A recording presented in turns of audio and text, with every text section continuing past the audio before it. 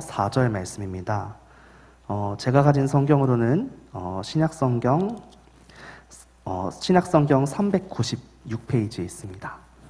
유다서 1장 3절에서 4절의 말씀을 우리가 계신 그 현장에서 한 목소리로 합독하여 올려드리기를 원합니다.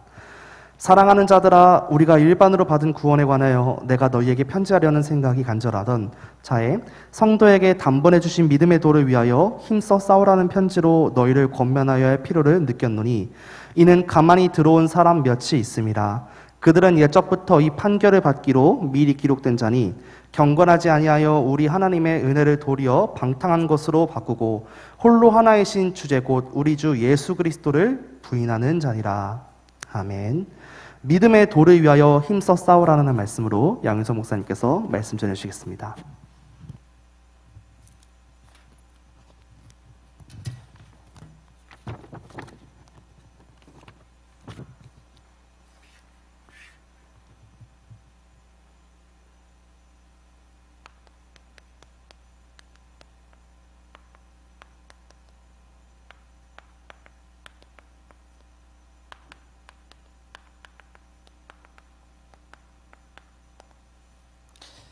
오늘 믿음의 도를 위하여 힘써 싸우라, 이 말씀을 가지고 우리가 함께 말씀 나누도록 하겠습니다. 우리 옆에 사람과 함께 인사 나누겠습니다. 올해 1만 성의 응답을 받읍시다. 우리 또 한번 인사할까요? 위대한 신앙의 원조가 됩시다.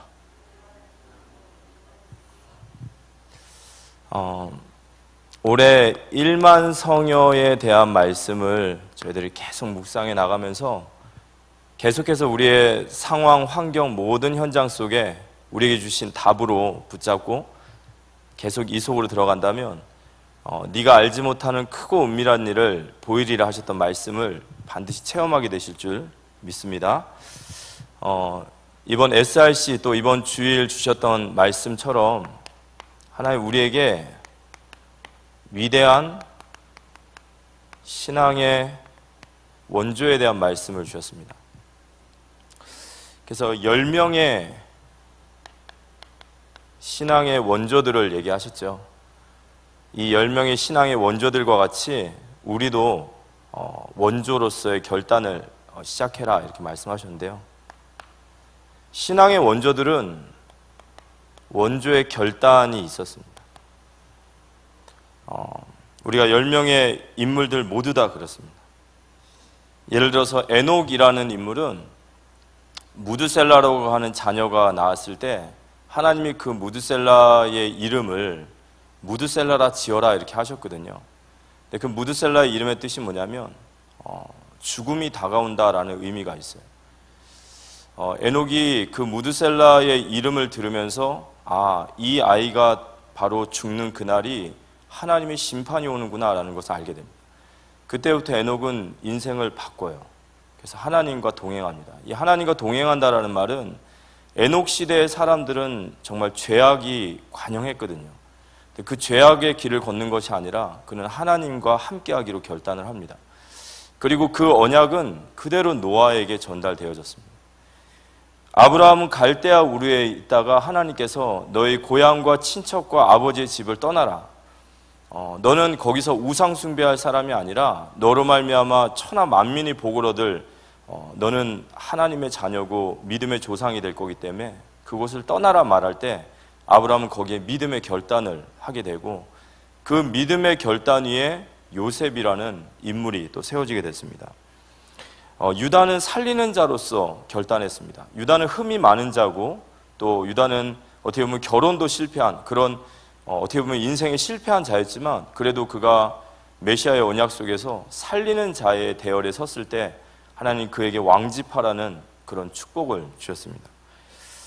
우리가 아론이라고 하는 모세의 형님이시지만 모세를 잘 섬기고 그 언약 속에 있을 때 하나님은 비느하스라고 하는 또 후대의 축복을 주셨습니다. 한나의 기도, 그 기도는 결단의 기도였습니다. 그리고 나시린으로 사무엘을 드린 것도 서원에 대한 결단이었습니다. 갈렙이 이 산지를 내게 주소서라고 말할 때 80세의 안악산지에서 결단할 때 하나님은 그 결단의 믿음 앞에 운니엘이라고 하는 후대의 축복을 통해 안악산지를 정복하게 됐습니다. 기생 라합과 룻은 하나님 앞에 서기로 이방인 여인이지만 결단했습니다. 그 결단 위에 하나님은 보아스와 또 다윗의 혈통을 잇는 축복을 주셨습니다. 시므온의 헌신은 비록 예수님을 알고 한 건 아니지만 그의 헌신 위에 루포라고 하는 그런 하나님의 믿음의 그런 후손을 세우셨습니다. 그리고 로이스와 유니게의 어떤 기도, 그리고 비록 아버지는 안 계셨지만 이 디모데에게 성경을 가리킨 그 외조모 로이스의 헌신은 그 시대의 그런 디모데라는 제자를 낳습니다. 모든 원조들은 하나님 앞에 나름대로의 결단을 한 거죠. 그렇다면 나와 우리의 결단은 무엇인지를 우리는 확인을 해봐야겠죠. 목사님 말씀을 주시면서 이런 신앙의 위대한 원조들이 나오기 위해서는 절대로 세대 간의 포럼이 끊어지면 안 된다 이렇게 말씀하셨죠. 그리고 당대에 우리가 사무엘과 같은 다윗과 같은 응답을 받지 못하더라도 우리는 기도를 할 수 있고 신앙을 전수할 수 있기 때문에 우리는 원조에 대한 세대를 내다보면서 결단을 하라 하셨습니다. 그렇다면 하나님께서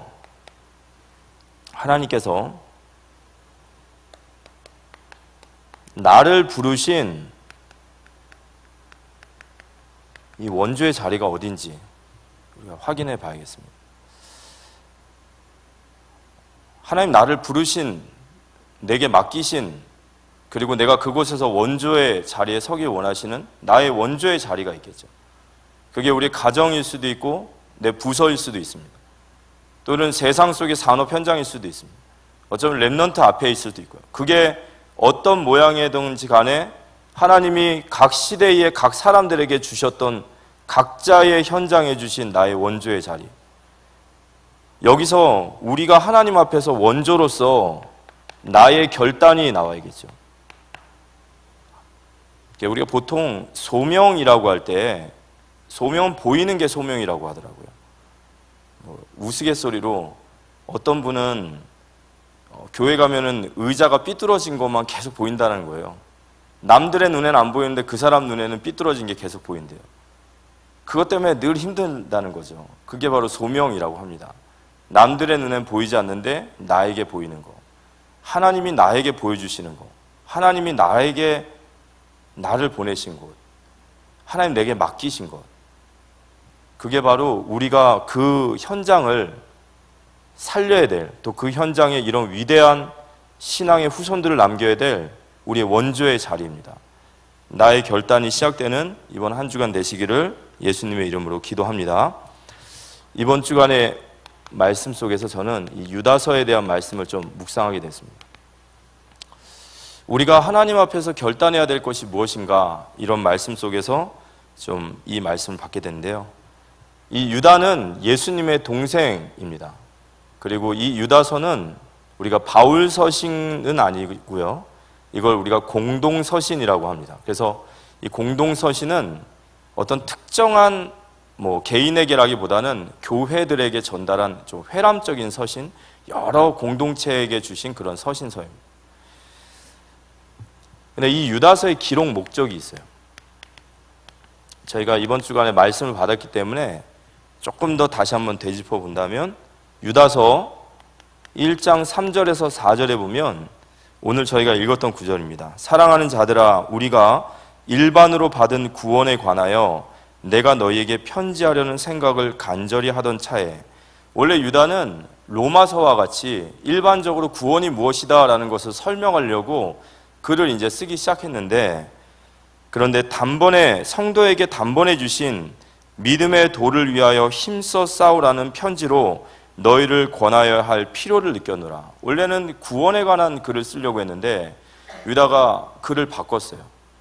너희가 믿음의 이 도를 위하여 힘써 싸워야 되겠다라는 그 서신서를 쓰기 위해서 바꿨다는 겁니다. 왜냐하면 4절, 이는 가만히 들어온 사람들 몇이 있음이라. 그들은 옛적부터 이 판결을 받기로 미리 기록된 자니 경건하지 아니하여 우리 하나님의 은혜를 도리어 방탕한 것으로 바꾸고 홀로 하나이신 주제 곧 우리 주 예수 그리스도를 부인하는 자니라. 지금 유다가 원래 기록 목적은 구원에 관해 쓰려고 했는데 이 서신을 바꿨어요. 너희들은 믿음의 도를 위하여 힘써 싸워야겠다라는 그 글로 바뀌었습니다. 그 이유는 뭐냐? 가만히 들어온 자들이 있대요. 이 가만히 들어온 자들. 그런데 이들 몇 사람들이 교회 안에 들어와서 교회를 어지럽히고 분열을 시키고 무너뜨리려는 그런 일들이 있는 거예요. 이걸 보고 우리가 이단이라고 하죠. 이 초대교회 안에 이단의 세력들이 들어온 겁니다. 근데 그들은 이미 판결을 받기로 결론 난 자들이에요. 이 말은 무슨 말이냐면 이 판결이란 말은 정죄거든요. 이미 이들은 정죄를 받은 자들이에요. 마태복음 25장 41절에 보면 마귀가 영원한 지옥으로 들어갈 때 그의 사자들과 함께 들어가죠. 하나님의 복음이 아닌 다른 복음을 전하고 교회를 무너뜨리는 이들은 이미 하나님의 정죄를 받은 자예요. 그 말은 무슨 말이냐? 이 이단의 배후가 누구죠? 똑같은 단이네요. 사단. 사탄이라고도 하죠. 이 배후가 사단인 거예요. 그 이단의 이 배후, 이 이단의 사상을 계속해서 교회에 전파하는 자들을 보고 성경은 거짓 교사들이다라고 이렇게 얘기를 합니다. 거짓 교사들. 이 거짓 교사라는 말이 이단이라는 의미가 있습니다. 근데 이 의미를 보면 거짓된 가르침, 분리, 당파, 포획, 불화, 논쟁, 분리론자, 분열을 일으킨 자, 뭐 이런 뜻들이 있어요. 그러니까 말 그대로 교회에 들어가서 교회를 분열을 짓고 당을 짓고 막 그렇게 분란을 일으키는 자들, 이게 이제 거짓 교사들입니다. 사도행전 20장 29절에 보면 사도 바울이 에베소 지역을 떠날 때 마지막으로 장로들에게 이런 얘기를 해요. 내가 떠난 후에 사나운 이리가 여러분에게서 들어와 그 양떼를 아끼지 아니하며, 그러니까 내가 떠나고 나면 분명히 사나운 이리들이 와서 자기를 따르게 계속해서 양떼들을 빼앗아 갈 것이다. 그래서 그들을 지켜야 된다 이렇게 얘기하죠. 마태복음 7장 15절에 보면 거짓 선지자들을 삼가라. 양의 옷을 입고 너희에게 나오나 속에는 노략질하는 일이라 그랬어요. 거짓 선지자들. 요한일서 2장 18절에 보면 아이들아 지금은 마지막 때라. 적 그리스도가 오리라는 말을 너희가 들은 것과 같이 지금도 많은 적 그리스도가 일어났으니 그러므로 우리가 마지막 때인 줄을 아노라. 적 그리스도. 디모데전서 6장 3절에 누구든지 다른 교훈을 하며 바른 말 곧 우리 주 예수 그리스도의 말씀과 경건에 관한 교훈을 따르지 아니하면 다른 교훈을 가르친다. 베드로후서 2장 1절에 그러나 백성 가운데 또한 거짓 선지자들이 일어났었나니 이와 같이 너희 중에 거짓 선생들이 있으리라. 그들은 멸망하게 할 이단을 가만히 끌어들여 자기들을 사신 주를 부인하고 임박한 멸망을 스스로 취하는 자들이라. 오늘 유다서 1장 19절에 보면 이 사람들은 분열을 일으키는 자며 육에 속한 자며 성령이 없는 자들이라. 이 성경에는 이 거짓 교사들, 이단, 잘못된 다른 가르침을 가리키는 이들을 경고하고 있죠. 근데 제가 아까 말씀드렸듯이 거짓 교사들은 2000년 전이나 지금이나 비슷해요. 왜 비슷하냐? 그들의 배후이고 그들의 두목이 이 녀석이기 때문에 하는 짓이 똑같습니다. 그래서 우리가 유다서를 보면은 교회 안에 가만히 들어온 자, 또 교회 안에 이단이 무엇인지를 정확하게 전달을 하고 있어요. 저희들에게 지금도 이 말씀이 이제 유효한 말씀입니다. 그러면 이 거짓 선지자들의 특징이 있어요. 이 글을 썼을 때 당시에 유다가 이 글을 썼을 때는 아직 성경이 정경화되지 않았습니다. 그러니까 정경화되지 않은 성경이 없다 보니까 이 속에 많은 이단 사상들이 들어와 있어요. 그래서 교회는 상당히 어려운 상태 속에 있습니다. 지금 유다의 심정은 어떠냐면, 이게 예를 들어서 이런 이단의 어떤 교사들, 이단의 어떤 이 사상을 가진 거짓 선지자들이 교회 안에 와서 잠깐 일시적으로 이 일이 멈췄다면은 굳이 서신을 쓰실 필요가 없어요. 근데 이게 교회에 정말 문제가 되기 시작한 거예요. 그리고 교회가 한 사람 한 사람들이 이 사람의 미혹을 받고 유혹을 받아서 그들이 그리스도의 주되심을 떠나고 권위에 도전을 하고 방탕한 생활로 빠지고 교회가 엉망진창이 되어지고 막 분열이 되는 거죠. 그래서 유다가 믿음의 도를 위하여 힘써 싸우라 말한 것은 그의 어떤 간절한 교회를 향한, 거리가 있고 워낙에 소아시아 지역에 너무 많은 교회들이 이 이단 사상 속에 들어와 있다 보니까 어떻게 보면 그의 간절한 메시지인 거예요. 이 거짓 선지자들에 대한 이야기가 유다서 1장 4절에서 19절까지 좀 이렇게 쭉 나와 있는데요. 보면요, 가만히 들어온 자라고 했어요. 번호를 매긴다면 1, 가만히 들어온 자. 이단의 특징은 정말 가만히 들어옵니다. 이단이 내가 이단입니다, 내가 잘못된 사상을 가리킵니다, 이렇게 들어오면 누가 속겠습니까? 그죠? 가만히 들어와요. 근데 문제는 뭐냐면 비슷하다는 거예요. 이단이라는 말은 끝이 다르다는 뜻이죠. 그죠? 비슷한데 끝이 다른 거예요. 비슷합니다. 그래서 사실은 거짓 선지자에 대한 이야기를 하지만 누가 거짓 선지자인지 몰라요. 그래서 우리는 특징을 알아야 된다는 거죠. 비슷합니다. 그리고 그 시대에 유행하는 사조를 퍼뜨려요. 그 시대의 트렌드가 있거든요. 반드시 그것과 이단 사상이 연결되어 있어요. 이 시대에 유행했던 트렌드는 영지주의입니다. 이 영지주의는 헬레니즘, 헬라 철학의 사상을 기반으로 둬서 영은 순수하고 깨끗하고 고귀하고 육은 더럽다라는 거예요. 그러면 이 사상이 발전되니까 이단 사상은 반드시 삶의 열매로 나타나거든요. 어떤 사람에게 나타나는 삶의 열매는 반드시 그 사람에게 들어간 사상과 연결되어 있다는 거죠. 그러니까 영지주의 사상을 받아들인 교회마다 나타나는 두 가지 특성이 있어요. 첫 번째는 육은 어차피 무익한 거니까 우린 구원을 받았겠다, 육은 무익한 거니까 방종의 모습으로 나가는 거예요. 아니면 육은 자꾸 영혼이 하나님 앞에 서는 거를 자꾸 이렇게 괴롭히는 존재다 보니까 극단적인 금욕주의로 가는 거예요. 그래서 중세시대에 우리가 성자라고 하면서 굉장히 위대하게 봤던 무슨 탁발 성자라든지 아니면 뭐 절벽 위의 성자라든지 뭐 가시 위의 성자라든지 막 이런 이상한 성자들이 있어요. 자기 몸을 엄청 막 상해하면서 금욕주의에 빠졌던 이 두 가지로 나가게 돼 있어요. 그 시대의 트렌드 사상을 가져오는 거죠. 지금 이 시대의 트렌드는 포스트 모더니즘이에요. 상황주의. 아주 절대적인 기독교의 반대적인 거죠. 그러면서 이 사람들은요, 자신의 어떤 특별 계시 막 이런 걸 얘기하죠. 여기 보면 이제 유다서에 보면은 꿈꾸는 자들에 대한 이야기가 나옵니다. 그러니까 자신들이 아주 특별한 영적인 뭔가를 가지고 있다라고 생각해요. 그리고 그런 많은 사역에 대한 능력들이 나타나요. 왜냐? 사단의 역사가 있으니까. 결론은 어떻게 되냐면요, 자신을 따르게 만들어요. 결국 이단은 그거예요. 자기를 따르게 만드는, 가만히 들어온 자들. 그런데 이 사람들의 특징이 두 번째를 보니까 예수 그리스도께서 주신 이 은혜를 도리어 방탕의 기회로 삼아요. 이게 초대교회 지난번에 우리 야고보서도 우리가 공동서신이에요. 그러니까 비슷한 내용입니다. 은혜를 받았는데 이 은혜가 뭐죠? 십자가의 은혜예요. 예수 그리스도께서 십자가를서 나를 위해 죽으신 겁니다. 왜 죽으셨냐? 나의 죄를 위하여 죽으셨거든요.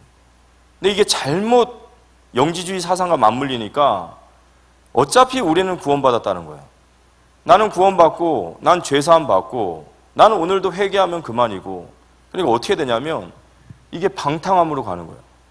음란의 문제로 가고 온갖 육신의 것을 탐욕하는 문제로 다 나가는 거예요. 이게 초대교회에 나타난 현상입니다. 어떤 현상이냐면 죄와 싸우려고 하지 않는단 말이에요. 죄에 대한 심각성을 인지하지 못하고 어차피 뭐 구원받고 어차피 회개하면 그만이니까 그게 영적인 문제로 사단이 붙잡아 버리면 어떻게 되냐? 죄와 싸우질 않아요. 완전히 방탕주의로 가는 거예요.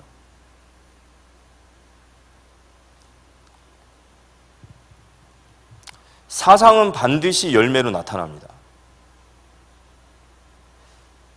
우리가 그리스도의 은혜를 받았다면 은혜에 합당한 삶을 사셔야 되는 줄 믿으시기 바랍니다. 그리스도께서 우리를 위해 죄를 위하여 죽었는데 우리가 죄를 물 먹듯이 밥 먹듯이 하면서도 죄에 대해서 전혀 우리가 경각심이 없고 변화될 생각도 없고, 이거는요 완전히 잘못된 겁니다. 그건 잘못된 사상이에요.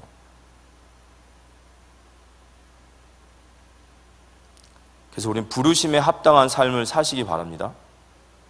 교회가 세상을 이기는 길은 거룩이에요. 거룩이 상실되면요 교회는 세상에서 밟힙니다. 교회는 세상에서 힘으로 세상을 이기는 게 아니에요. 거룩함으로 이기는 거예요. 순결한 신부와 같이. 근데 이게 이런 문제가 교회 안에 드러나는 거예요. 이 이단 사상으로 인해서. 그러면서요, 주 예수 그리스도를 부인한다 그랬습니다. 주 예수 그리스도를 부인한다. 이게 무슨 말씀일까요? 오직 예수, 그리스도 외에는 구원의 길이 없다. 물론 맞죠. 그렇지만 오늘 이 유다서에서 나온 이단의 사상은 그거예요. 예수를 우리의 주인으로 인정하지 않는다는 거예요. 그의 주되심을 부인하는 자. 그래서 유다서에 보면 4절 한번 보시면요,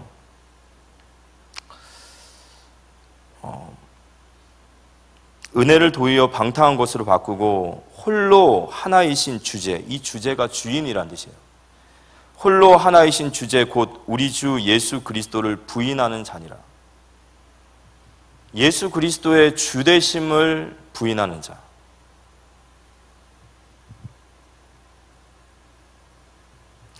그리고 이 예수 그리스도의 주되심을 부인하며 그의 권위와 영광을 업신여기는 자.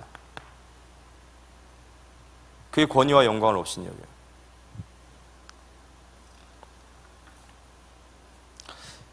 이런 모습 속에 있는 사람들을 보고 유다는 뭐라고 하냐면, 이들은 이성이 없는 짐승과 같은 사람들이다.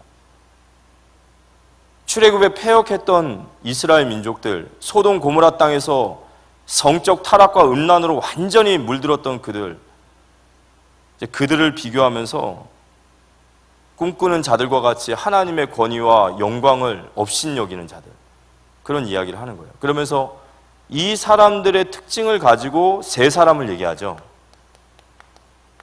이런 거짓 선지자들의 대표적인 모습으로 나온 세 사람, 그 사람이 바로 가인과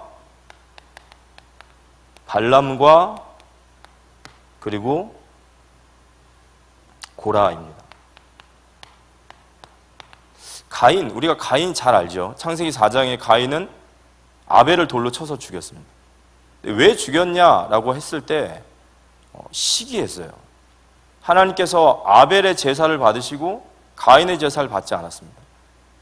그러니까 가인이 막 화가 나가지고 막 분을 못 이기니까 하나님께서 네가 선을 행하면 어찌하여 내가 너의 제사를 받지 않았겠느냐 얘기합니다. 근데 그 말에 가인이 더 분노를 하죠. 가인의 죄는 시기와 질투인 것 같지만 사실은 가인의 진짜 죄의 핵심은 뭐냐면요, 하나님의 의보다 자기 의를 더 높이는 거예요.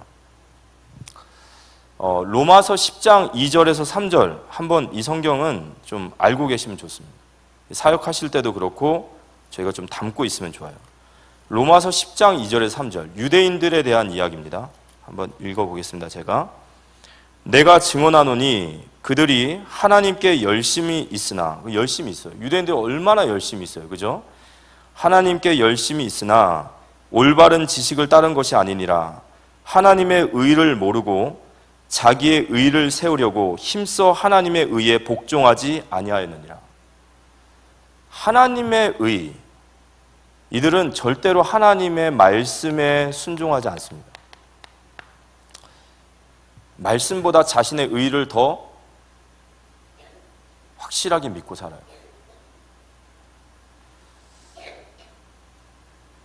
이 가인의 죄예요. 하나님이 말씀을 하셨는데 그 말씀 앞에 돌아서야 되는데 자신이 더 맞다라는 거죠. 가인의 죄. 그러면서 발람의 불의한 삭슬 받는 발람의 길을 가지 말라 그러죠. 이 발람이 거짓 선지자입니다. 그죠? 이 발락이라고 하는 모압 왕이 이스라엘 나라를 저주를 해라 그랬더니 저주를 하려면 자꾸 축복이 나와요.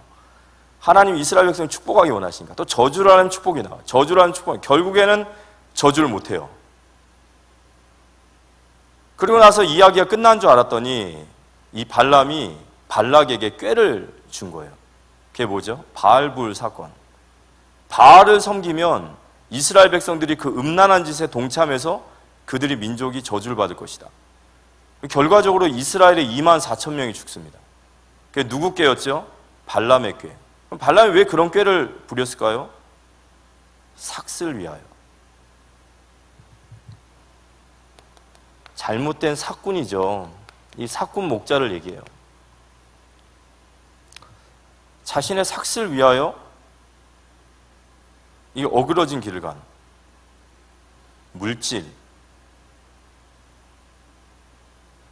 때문에 이제 어그러진 길을 가는 거죠. 신약 성경 계시록에 보면 우리가 니골라당이라든지 발람의 교훈이라든지 이세벨의 교훈을 따르는 자들 이런 나와요. 이세벨 그 영지주의고 방탕주의인데 교회가 이세벨을 내치질 못해요. 왜냐? 워낙에 권력이 있는 사람이라. 사꾼 목사, 사꾼 목자 이런 사람들이에요. 자신의 유익을 위해서 자신의 배를 불리고 물질을 위해서 이제 이게 발람입니다. 이제 고라는 이 모세에게 반역을 했죠. 그래서 다단과 아비람과 250명의 지휘관들과 함께 이제 모세에게 대적을 했어요. 야, 너나 나나 똑같은데 왜 너만 자꾸 하나님 앞에 대장으로 서냐? 거기에 이제 하나님께서 노하셔서 이제 고라 지파와 그 많은 14,000명 정도 되는 이스라엘 백성들이 여기서 죽음을 당합니다. 이 고라의 폐역은 다른 것이 아니죠. 하나님이 주신 영적 권위를 인정하지 않는 거예요. 그래서 우리가 유다서에 보면 자기 지위를 떠난 천사에 대한 얘기 나오죠. 결국 우리가 교만이라고 하는 거예요. 자기 처소를 떠난 천사. 왜 떠났죠? 자기 것이 작아 보이는 거죠. 이 고라와 같은 사상을 가지고 있으면 어떤 생각이 있냐면 이런 겁니다. 내가 하는 사역이 곧 나의 가치를 말한다고 생각하는 거예요. 하나님이 우리에게 맡겨주신 건데 그게 나의 가치라고 생각합니다. 그러니까 많은 것들에 눈에 보이고 더 클수록 자신의 가치는 높여지는 거죠. 근데 이런 가치를 가지고 있으면요, 절대 작은 일에 헌신 못하죠. 내가 이거 할 사람인가? 이렇게 생각할 수도 있고요. 그리스도를 위해 고난을 받는다? 말도 안 되는 소리예요. 항상 가치와 기준이 그게 나의 가치라고 생각해요. 내가 큰 일을 하고 대단한 일을 하고 중요한 일을 하고 그게 나의 가치라고 생각합니다. 하나님께서 맡겨주신 그 자리, 맡겨주신 것을 자랑하지 마시고 거기서 하나님 앞에 충성하심을 자랑하시기 바랍니다. 맡겨주신 것을 왜 자랑합니까? 그건 모자란 거지. 그건 모자란 거예요. 그건 직분에 대한 전혀 개념이 없는 겁니다. 맡겨주신 거, 하나님이 맡겨주신 그 자리에서 우리가 그 자리에서 충성을 하는 거예요. 그 열정이 식지 않도록 하나님 앞에 은혜를 받아가며 맡은 자리에서 충성하시기 바랍니다. 그게 하나님이 주시는 상급이지. 그거 안 바라보면요, 전부 다 사람의 종이에요. 다 사람 종이에요. 그게 고라예요.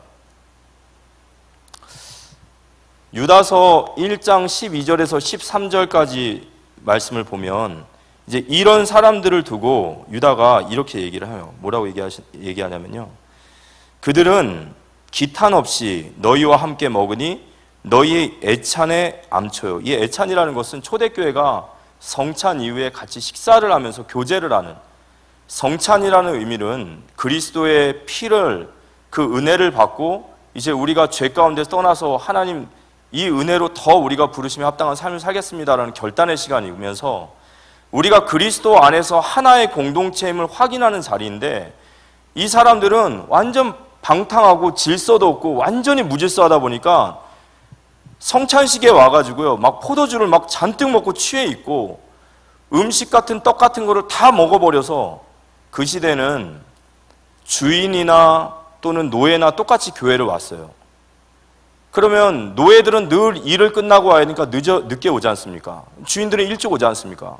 근데 이 주인들이 와가지고요, 포도주 다 퍼마시고, 그리고 성찬에 있는 빵 다 먹고 나니까 노예들은 와가지고요, 그거 보고 있는 거예요. 그게 무슨 교회예요? 그러면서도 전혀 두려워하지 않아요, 하나님을. 성찬에 그리스도의 피를 나누고 그리스도의 몸을 나누는데도 전혀 두려워하지 않고, 그러니까 그들이 애찬의 암초가 되었다. 교회를 완전히 무질서하게 만들고, 이 그들이 행한 짓입니다. 그러면서 뭐라고 나와 있냐면요, 12절 보면요, 자기 몸만 기르는 목자요. 여러분, 목자는 양떼를 길러야 되는 사람이잖아요, 그죠? 자기 몸을 길러요. 자기 몸만 기른다는 거예요. 이들은 양떼를 돌봐야 되는데 양떼 안 돌보고 자기 몸만, 배만 불리는 거죠. 그러면서요, 바람에 불려가는 물 없는 구름이요. 이스라엘 나라는 물이 굉장히 귀해요.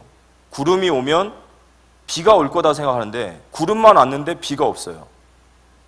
아무런 가치도 없고, 또 죽어 뿌리까지 뽑힌 열매 없는 가을나무요. 열매가 없습니다. 하나님의 선한 열매가 나오지 않아요. 성령의 열매가 나오지 않습니다. 자기 수치의 거품을 뿜는 바다의 거친 물결이요, 가는 곳마다 독소를 내뱉는 거예요. 그리고 영원히 예비된 캄캄한 흑암으로 돌아갈 유리하는 별들이다. 결국 그들은 영원한 지옥으로 가게 되어 있습니다. 그래서 이 유다가 이 거짓 선지자들에 대해서 마지막으로 16절에 이런 얘기를 합니다. 결론적으로 이 사람은 원망하는 자며 불만을 토하는 자며 그 정욕대로 행하는 자라. 그 입으로 자랑하는 말을 하며 이익을 위하여 아첨하는 자니라. 이 사람들의 특징인 거예요. 자랑하고 이익을 위해서 아첨하고, 이게 이제 거짓 선지자들의 특징입니다. 이런 거짓 선지자들이 교회 안에서 교회를 무너뜨리는 거예요. 결국 이 거짓 선지자들, 이 이단의 목적은 딱 하나예요. 이단의 목적은 예수 그리스도가 핏값으로 세우신 결국 교회를 무너뜨리는 거예요. 이게 결국 이단의 목적입니다. 교회를 무너뜨리는 거예요. 주님의 몸을 무너뜨리는 거예요.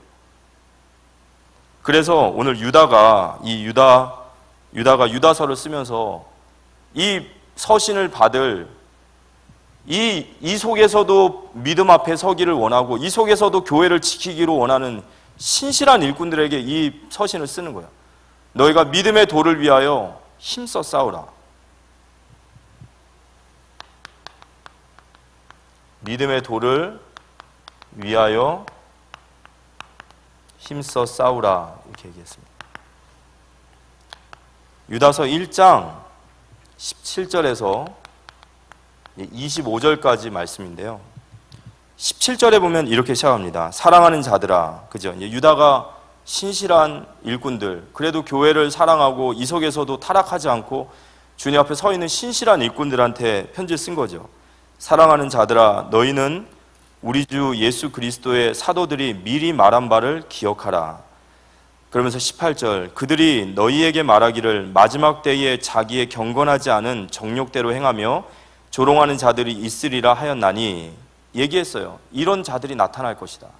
사도들의 얘기를 통해서 이렇게 하나님의 교회를 무너뜨리는 자들이 나타날 것이다. 이 사람들은 분열을 일으키는 자며 육에 속한 자며 성령이 없는 자들이나.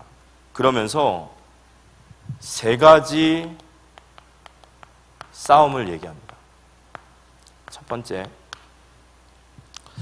유다서 1장 20절에서 23절에 보면 20절에 사랑하는 자들아 너희는 너희의 지극히 거룩한 믿음 위에 자신을 세우며 성령으로 기도하며 그랬어요. 우리가 믿음의 도를 위하여 힘써 싸워야 될 첫 번째가 뭐냐? 이 믿음 위에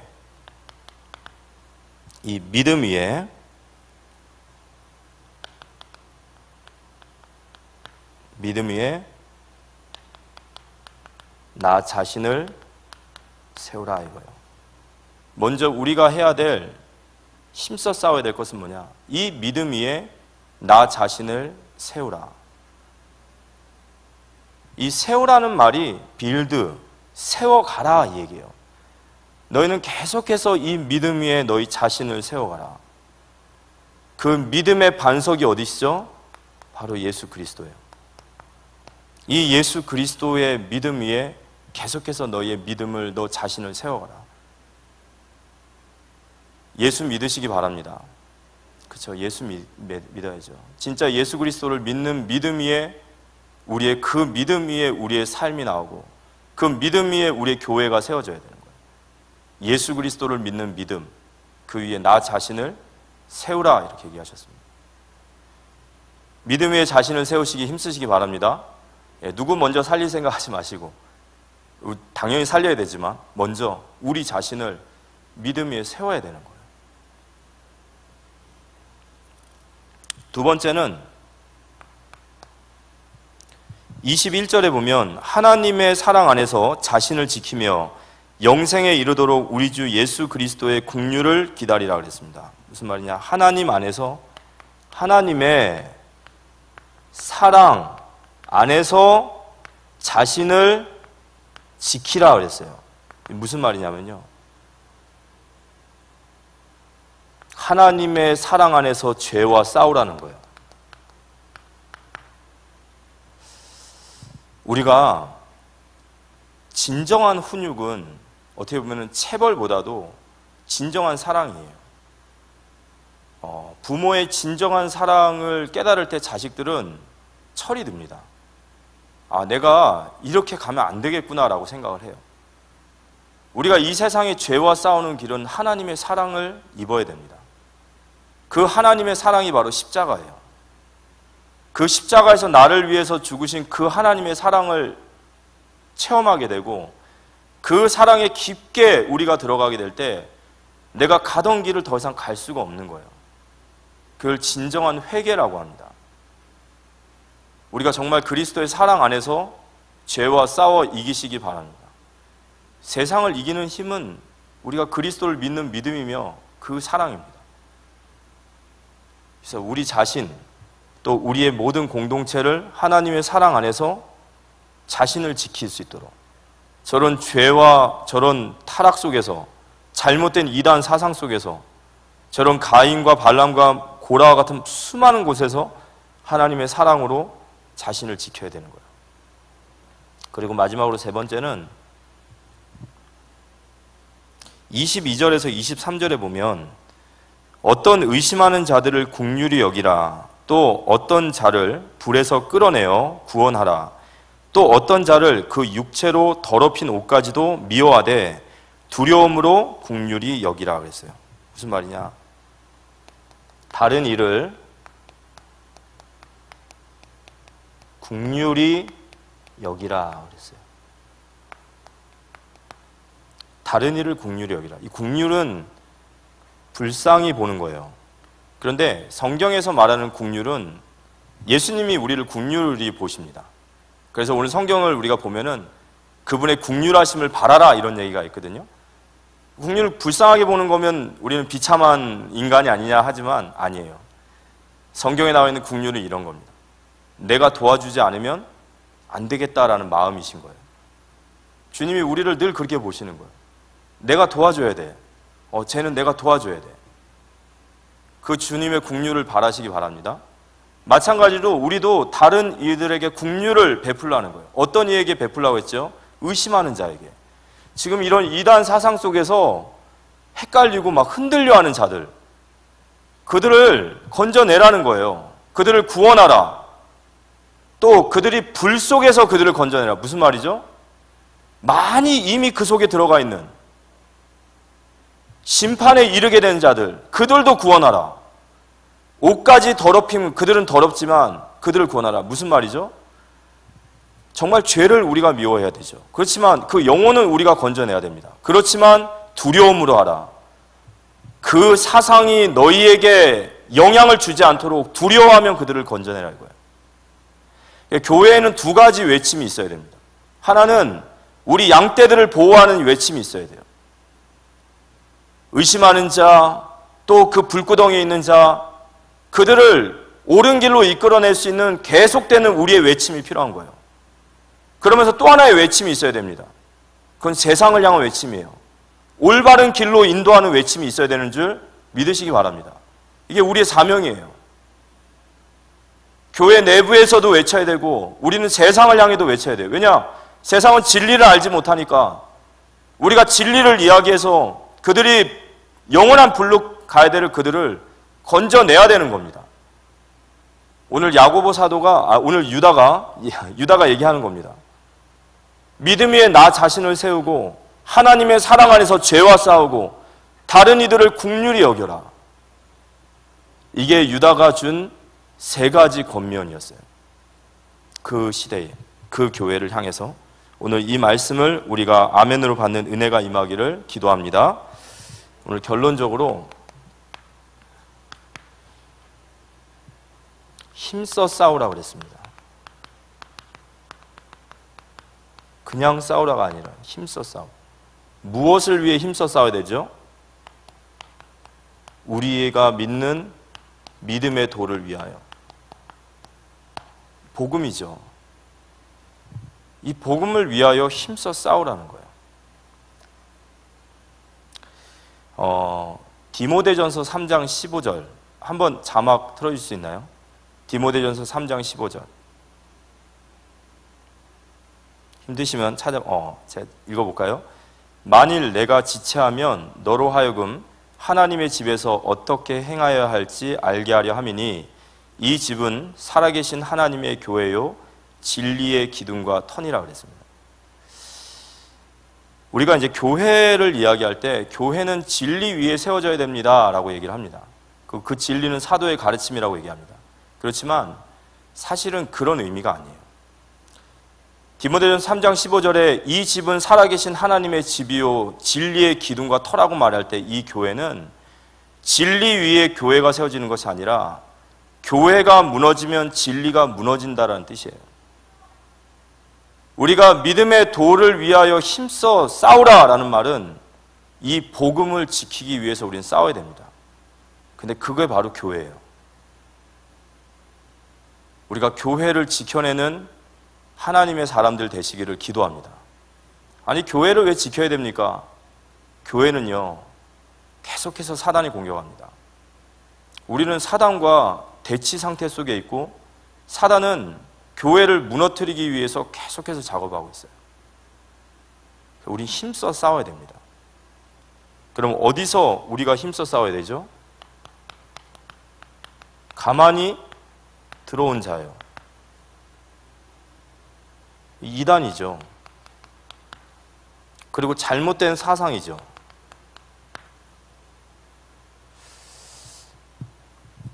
뭐 신천지, 구원파, 안산홍 증인회, 카톨릭, 천주교, 또 뭐 JMS 정명석. 근데 감사하게도 저희 교회는 그래도 그리스도의 원색적인 복음이 계속 선포되는 교회이기 때문에 웬만한 이상한 인간들 와도 안 넘어가죠.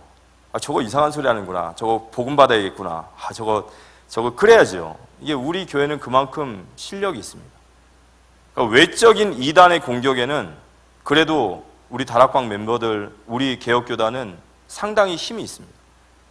그런데 이 사단이 공격을 할 때는 외적인 이단으로만 공격하지 않아요. 그보다 더 무서운 게 있습니다. 그게 뭐냐면 내부에서의 변질이에요. 언제나 그게 문제입니다. 눈에 보이는 이단, 눈에 보이는 거기에는요, 항상 교회는 저항력을 가지고 있어요. 그렇지만 언제 교회가 무너지냐면요, 비복음이 되어지고 비진리로 빠질 때입니다. 내적인 변질이 일어나는 것, 그거 역시 우리가 싸워야 될 대상입니다. 이 복음을 우리가 올바르게 우리 자신이 지켜내고 우리 후대들에게 전달해야 될 원조의 결단을 하시기 바랍니다. 우리 안에 복음이 변질되어지면 안 돼요.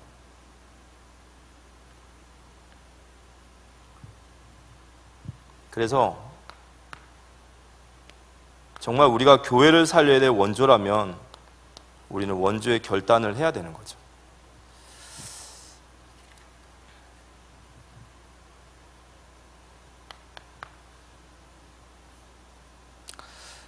그렇다면 우리의 사명은 뭐죠?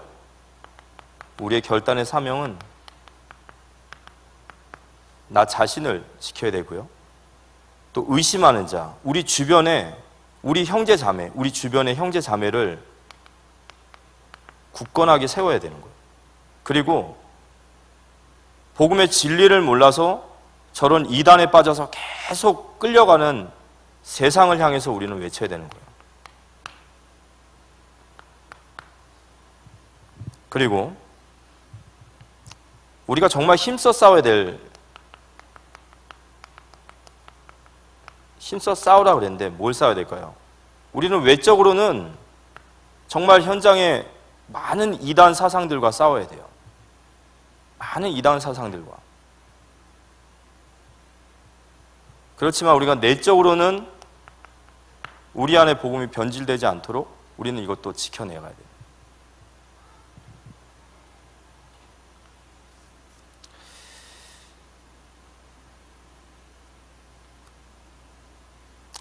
우리가 코로나를 딱 겪고 나니까 우리에게 많은 여러 가지들이 터져 나왔습니다. 근데 우리가 살치 이제 이런 중요한 시간표 속에 우리가 바로 봐야 될 건 그거 같아요. 코로나가 문제가 아니죠, 사실은. 코로나는 어떤 사건일 뿐인 거예요.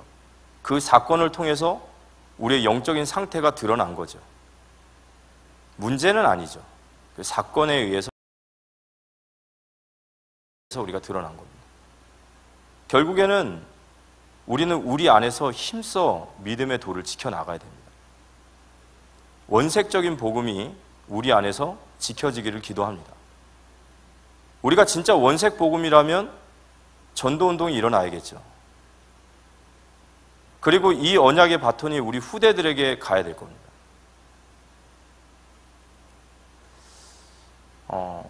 정말 제대로 전달되고 있는지, 정말 올바르게 전달되고 있는지, 우리가 무엇을 결단해야 될지, 이런 부분들도 좀 우리가 생각을 해봐야 되겠죠. 제가 요즘 들어서 제 자신을 보면서 진짜 복음 아니구나라는 생각들 좀 많이 하게 됩니다. 또 순간순간 어떤 사건들이 저에게 그런 비복음적인 부분들을 드러내요. 너무너무 아프고, 그리고 참 많은 그런 하나님의 책망도 들려지는 것 같고 여러 가지 많은 심경적인 거 있습니다. 그렇지만 그게 제 실제 모습인 것 같아요.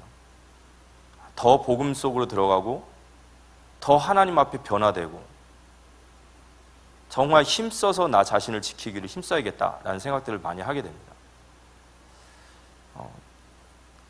우리 교회, 또 우리 후대들, 또 우리의 모든 성도들, 우리가 그리스도의 일꾼으로서 오늘 믿음의 도를 위하여 힘써 싸우라 하셨습니다. 우리 각자의 자리에서 결단을 하고 외부로부터의 이단으로부터, 수많은 세상적인 사상으로부터 우리 교회를 지켜내고 또 이 원색적인 복음이 변질되어지지 않고 정말 이 복음이 우리 후대들에게 계속 전달되어져서 우리가 가장 참된 교회를 전달할 수 있는 그런 원조의 축복받는 우리 모두가 되어지시기를